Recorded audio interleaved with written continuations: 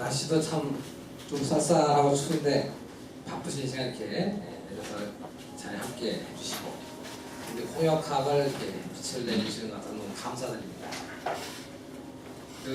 어제 마침 어천절 행사가 있어가지고 저도 이제 학회를 대표해서 초보원관을 줬다 보니까 산에 이제 오다 보니까 아마 얼굴이 좀 많이 붓게 됐어요.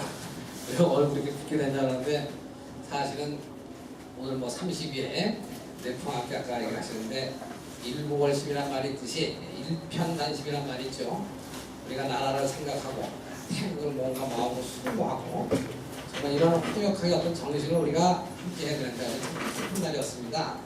그래서 얼굴이 이렇게 붉게 익은 것만이 아니고 정말 마음 붉게 됐으면 하는 그런 마음을 심고 오는 날이었습니다. 그래서 정말 기쁜 날이었고 그래서 이게 참석 못하신 분도 계시지만 다 한 마음이라 생각합니다. 열심히라 생각하고요.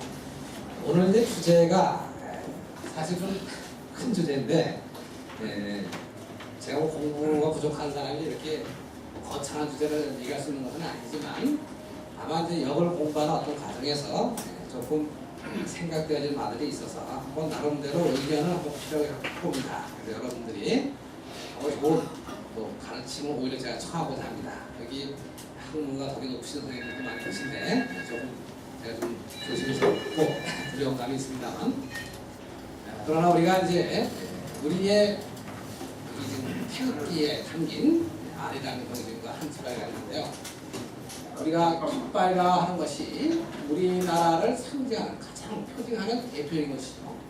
거기에 이제 우리 화도 있고 국호도 있고 국기도 있습니다. 잠깐 한번 먼저 생각을 해봤으면 좋겠네요. 우리나라의 국화는 무슨 국화죠? 무궁화라고 합니다. 무궁화에 대해서 어떤 분들은 너무 권례가 많고 먼저 단점을 지적하는 분들도 있습니다만 중요한 것은 무궁한 태극의 큰 이치라고 하는 것이 우리가 무국이 태극이라 하듯이요. 무궁무진한 무국한 조화가 있는 것이죠. 그래서 이제 졌다 폈다를 거듭 되풀이하면서 무려 100일간에 걸쳐서 이제 꽃이 피워지는 것을 거듭하는 항감이 있습니다. 아까 내풍 항을 얘기했듯이 항관 일편단식으로 이제 꽃이 바로 무궁화라고 볼 수 있네요. 근데 종중유시라는 것입니다. 마치면서 시작함이 있다. 종중유시하기 때문에 끝없이 계속 항광에 나아갈 수 있는 것이고 태극의 도가 참 부합되는 무궁무진한 그 이름을 위해서 무궁화라고 이름을 취한 것이 아닌가 이렇게 생각이 듭니다. 또 좀 약간 격을 붙여서 얘기해보자면 우리가 여기에 가장 기본이 되는 것이 하도와 낙서라고 하는 것인데요. 그 하도와 낙서의 수를 전부 다 합해보면 총 100수가 됩니다. 1, 2, 3, 4, 6, 7, 8, 9, 10을 다 더한 55에 또 9, 8, 7, 6, 5, 4, 3, 1을 다 더하면 그 수가 45가 되는데 이 하도 낙서는 우주자연의 질서를 가장 기본적인 수로서 다 표상하고 있는데 그 수합이 총 100이 되죠. 그 100수의 의미가 완전히 뜻이 있는 것 같습니다. 100일에 걸쳐서 이렇게 피워지는 것을 거듭하는 자, 우리 북한도 우리가 좀 한번 생각을 해볼 필요가 있는 것이죠.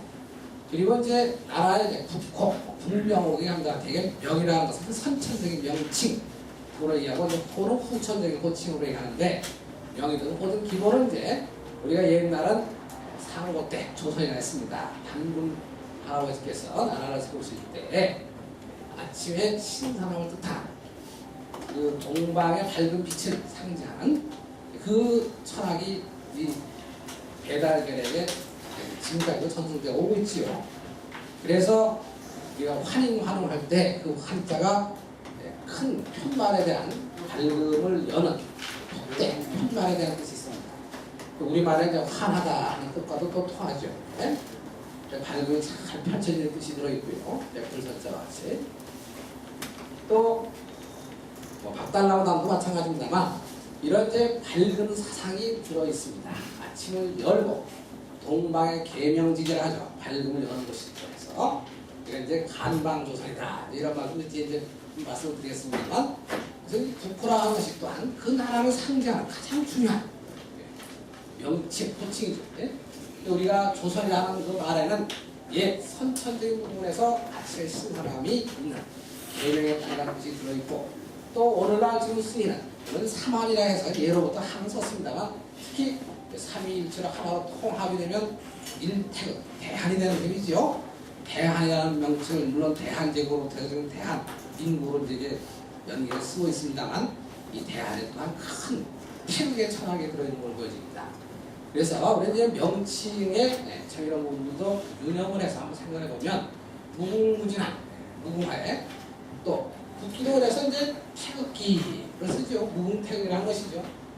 국화도 그래서 이제 국기를 또 잠깐 보면은 우리가 오늘은 이제 태극기에 담긴 아이라는 정신이 있으니까 일단 태극기를 조금 말씀을 드려야겠네요. 깃발이 존재하는 것이 또 무엇인가? 깃발이라는 것은 기수라고 말했죠. 길을 들고 나아가는, 앞장서 나가는. 아까 이 편만 한자에도 표대에 대한 뜻이 들어있습니다. 실제 우리가 주역에 보면은 천지 건물이 열린 뒤에 만물이 시생에 나오는 수의 눈깨라는 어렵게 생명이 솟아나오는 부분을 보면 환에 대한 얘기가 있습니다. 그래서 이제 빙글빙글 이제 태극의 선회하는 운동을 통해서 어렵게 싹 터나오는 그 뜻을 반화에 빙글빙글 맴돌면서 그 연자마가 돌듯이 태극의 이제 운동을 펼쳐서 생명이 출하되어 나오는 그 부분이 환이 연결되어 있어요. 이 얘기가 이미 상으로부터 환인황단문이라는 이 부분의 얘기들이 주역 속에 내장이 되어 있는 셈이죠. 그래서 우리가 주역을 역경을 이해하는 데 있어서는 여러 가지 측면이 있습니다만 성리학적으로 살펴내고 불교 살펴내고 이게 상고사의 어떤 큰 자치가 이 안에 내장이 되어 있습니다. 그런 정신들을 우리가 찾을 수 있는 부분들이 오히려 역경 속에 있네요. 굉장히 중요한 분야라고 생각합니다만 그것이 이제 우리가 앞으로 이제 혼역학 속에서도 주로 그런 내용들이 좀 많이 연결되어 있죠. 그 혼역학에 대한 얘기는 뭐 지금 여기서 다 말씀드릴 수는 없고요. 그래서 이 깃발을 한번 생각해 보면 주역에 기와 연관된 개가 하나 있습니다. 무슨 개가 있을까요? 괴명과 연관해서 한번 찾아보시죠. 주역의 깃발과 연관된 괴명이 어떤 개입니까? 딱 한 개가 있는데요. 화산벽. 한 걸음 날아가셔서 화산벽에 무리를 이끄는 데 뜻에서 화산벽이 화산벽과 연관해서 굉장히 생각 좀 해봐야 될 부분이 있을 것 같습니다. 높은 산 언덕에 이어진 굵게는 밝게 표적이 되는 부분인데 깃대를 딱 세워. 그래서 그 깃대에 이제 그 색깔이라든지 방향을 가지고서 모든 것을 지시하고 움직이는 부분이 있지요. 모든 무리를 움직이게 하는 부분이고, 그래서 각시 시자는 한토와도 연관되어 있고요. 그래서 계명에 옆에 굉장히 또 중요한 의미가 있습니다. 주역에 보면은 공자께서 12군데 때를 다 강조한 부분이 있는데 마지막 12번째 때를 강조하다 여지시 대자라 해서 그런 얘기가 있는데 이제 역경을 공부하시는 분들 경우는 쉽게 이해가 되실 부분이라고 생각하고 처음 들으신 분들은 조금 어려우실 수 있지요. 자, 아무튼 그렇게 해서 이 국기에 태극이라 하는 국호는 우리가 물론 아까 국호도 대한조선의 큰 뜻이 있지만 그 대한조선이라는 것이 바로 그 태극을 상징하게 돼요. 우리나라에 지금 국화나 국호나 국기에 전부 걸쳐서 무엇이냐면 태극사라는 거가 있습니다. 그러면 많은 국기 가운데 우리가 일본의 이름 뭐라고 하죠? 왜 일장이라고 합니까? 네? 그 가운데 한복판에 있는 그림이 태양의 일본이라는 뜻이에요. 태양을 근본하고 있습니다. 원래 일본. 그래서 태양에 빛나는 일장이라고 하죠. 물론 뭐 우리나라 천부경에도 보면은 원신본 태양왕명이라 해서 태양의 참 발동이라는 게 좀 중요하죠. 발동 원천이지만 우리 이제 나라와 비교를 해보면 좀 우리는 1월 음양이 같이 있습니다. 이게 이제 좀 다른 부분이고 이제 아침 조자 할 때도 이제 1월자로도 이루어져. 달월자로도 배주자로도 씁니다만 원래는 아무튼 이제 그런 걸 보면은 이제 음양을 함께 할 때, 1월을 함께 할 때 태극이 되는 것이죠. 이제 중국 같은 경우는 무슨 일을 쓰죠? 왜 오성은 뭘 상징할까요? 네, 물론 오행도 상징하고 또 하나 이제 큰 별에다 작은 별에 4개 있죠. 그나마 이제 건원형이점을 상징하는 것 같습니다. 제가 이렇게 밀어볼 때 하늘의 크을 표상하면서 하늘의 별을 이제 취해가지고 4별이 이렇게 이제 어우러진 걸로 해서 아마 그런 뜻이 아닌가 생각합니다만 나름대로 물론 그 국기라든지 그 나라의 명칭이 참 그 나라의 정체를 대표하는 뭔가 얼이 스며 있습니다. 이게 참 묘한 것이죠. 우리가 이제 자연의 진리라는 것이 우리가 무심히 쓰는 것 같아서 다 하늘의 조화가 있기 때문에 우리나라가 국기인 명칭을 물론 태극기로 한 것이 이제 뭐 오랜만에 박영렬 선생이 우리나라 대표하는 표명을 이름을 삼았다 하지만 그것은 그 표피적인 부분이고 그 근원적인 그 깊은 부분을 봐야죠. 상고로부터 이런 태극의 근원 정신이 한인환 단군에서 이제 그 세계부를 거쳐서 나라가 세워졌고 이게 태극의 도입니다. 환인환 단군에 다 나무목이 있고 그래서 나무가 뻗어나가는 위치가 태극입니다. 태극. 그래서 하나에서 둘이 벌어서 셋으로 천지인 삼대가 열린다. 이 태자는 열린 태자 이런 것도 있죠. 태자라고 합니다만 떡잎이 벌어져서 시골로 이렇게 돋아나오는 모습 중에서 천지인 삼대가 열려나오고 그 이유를 담고 있습니다만 이것이 이제 또 천지 삼대가 열려나오는 태극이 있습니다. 거기에는 나무가 뻗어나가는 뜻으로 얘기합니다. 태극에서 1변, 2변, 3변에서 8변을 이렇게 펼치는 이른바 삼팔목도라 하는 것이죠. 3변에서 8변을 이루는 시공 우주를 펼치는 그 태극의 조화가 이렇게 들어있습니다만 이것이 바로 환인환웅 단군에 다 나무목이 들어있는 것으로 분명하게 입증이 됩니다. 여기에 근원이 되는 여기에 이제 모든 삼라만사의 변화를 자연을 역으로 이제 표상도 하고 자연의 원리를 여기로 보지만 그것을 통섭하고 주제하는 것은 태극입니다. 태극이 중심이 되는 것이죠. 태극의 이러한 큰 철학을 우리가 국화, 국토, 국기에 걸쳐 다 같이 쓰고 있다는 것은 참 우리는 참 엄청나게 영광이 되는 것이죠. 근데 그만큼 큰 짐을 짊어졌다는 면에서는 어렵기도 합니다. 태극의 이 큰 책임을 질 수 있는 그런 큰 나라가 되어야 되는데 과연 이제 큰 나라가 되려면 큰 사람들이 나와야죠. 이제 대동지사의 세계를 펼칠 수 있는 그런 홍익의 이화 세계를 펼칠 수 있는 큰 철학의 세계를 펼쳐져야 하는 것입니다.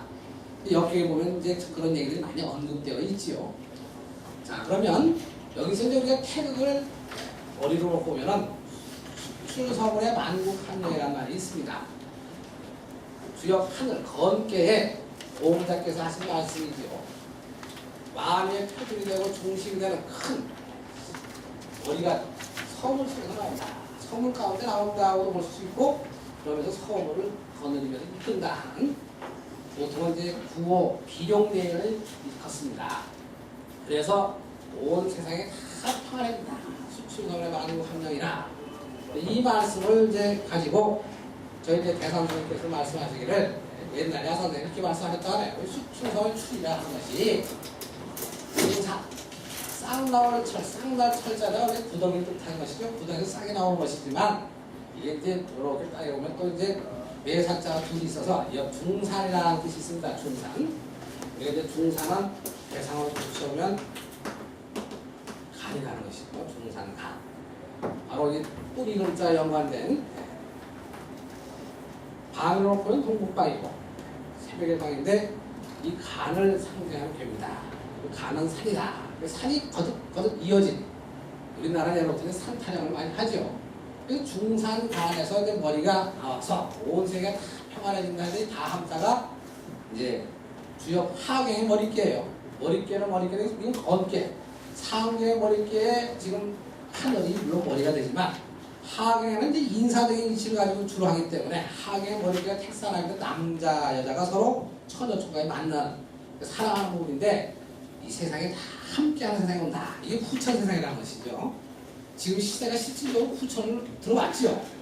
지금 뭐 정보나 모든 걸 다 공유하고 있습니다. 물론 아직도 여러 가지 문제들이 많이 있긴 하지만 기본적으로 이미 함께하는 세상이 됐어요. 물적으로 이미 열렸죠. 이제 정신적인 부분이 좀 더 이제 그 과정을 합해야 되는데 문제는 정신이 물질을 제어하고 통할 수 있어야 하는데 지금 이 종소 때다 보니까 이 마음이라는 것이 마음을 담는 기틀인데요. 기틀이 어긋나다 보니까 지금 막 살기가 말해가지고 큰 문제들도 생기고 있습니다. 그건 그냥 또 우리가 마음을 잘 잡아야 하는데 마음이 또 태극인 셈이죠. 또 우리가 오늘 이제 여기서 공부하는 것은 아리랑 정신과 뭐 한철학을 얘기합니다만 결국은 마음심을 이제 태극에 견뎌서 마음의 기틀을 우리가 잘 점령하고 마음을 바로 잡아서 바로 써야 한다고 생각합니다.